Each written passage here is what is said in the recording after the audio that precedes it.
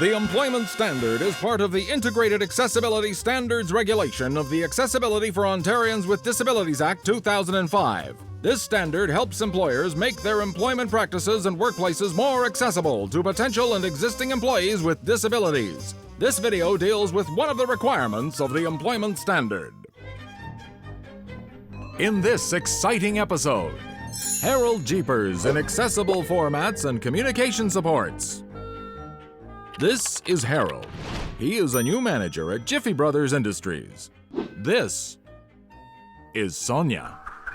She is Jiffy Brothers' go-to HR person and a certified human resources professional. SONJA asks Harold, have you been looking at how to make sure your communications are accessible to all Jiffy employees?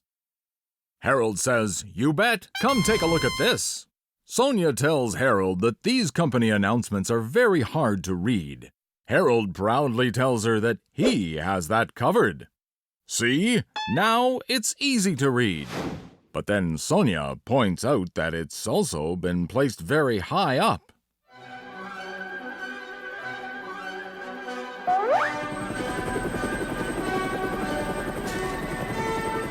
Harold asks if that's good, and Bill gives him a thumbs up.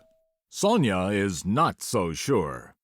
SONJA tells Harold that most information and communication supports will already have been covered in an employee's individual accommodation plan. This is especially true for information that an employee needs in order to perform her or his job. SONJA tells Harold to just follow Jiffy's accessibility policies and processes for information that is generally available to employees in the workplace. I have a great idea, thinks Harold. Everyone can understand mimes. That's accessible.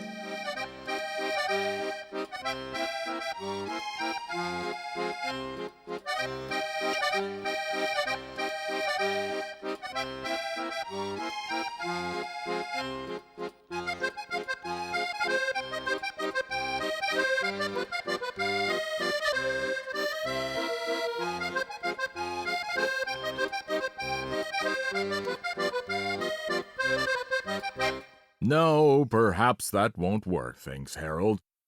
SONJA tells Harold to just follow Jiffy Brothers' processes, including letting all employees know that they can confidentially talk to him about accessible formats and communication supports. Harold did just that, with great results. Lucy, one of Jiffy's most popular employees, has an intellectual disability. One of her duties is to deliver paper files directly to people.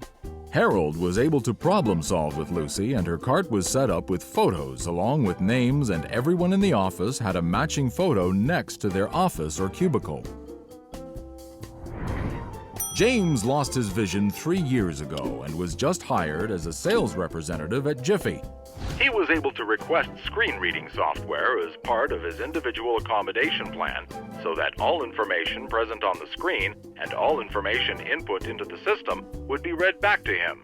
James is now one of Jiffy's top 5 salespersons. Rose is hard of hearing, and although she wore hearing aids, she was concerned about participating fully in department meetings. Harold and Rose were able to come up with a simple change. They shifted to a round table format, and all attendees made sure Rose could see their faces when they were talking. Harold thanks SONJA for her knowledge and help. He's going to be more proactive about ensuring his communications are accessible. Best of all, he's decided to forget about using mime to communicate with his staff.